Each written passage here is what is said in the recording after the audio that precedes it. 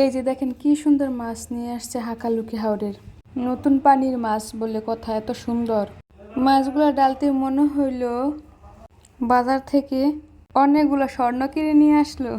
এখানে বেশ অনেকগুলো মাছ ছিল, পাঁচমিশালি মাছ।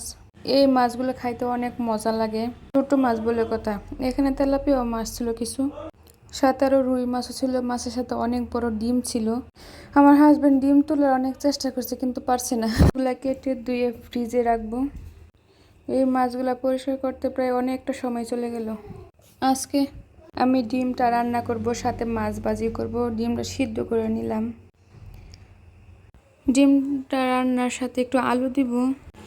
ডিমটা ভাজি করার প্রস্তুতি চলছে। ছোট মাছ আমার কাছে বেশ প্রিয়, তাই অনেকগুলো মাছ একসাথে নিয়ে আসছে। সবসময় তো আর পাওয়া যায় না, আজকে একটু সস্তায় পাইছে তো তাই অনেকগুলো নিয়ে আসছে। এখন তো আমার কাটতে অনেক সময় চলে গেল, প্রায় সারা দিনের মতো।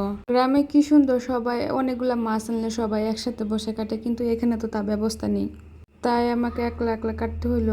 তবুও আমি একজন খালাকে ফোন দিছিলাম, খালা বলছে ও আসতে পারবেন, তার ছেলেকে নিয়ে নাকি মাদ্রাসায় চলে গেছে। তাই আর কি করার জন্য কষ্ট মষ্ট করে আমি কেটে নিলাম। ডিমটা রান্না করে আমি মাছ ভাজি করব।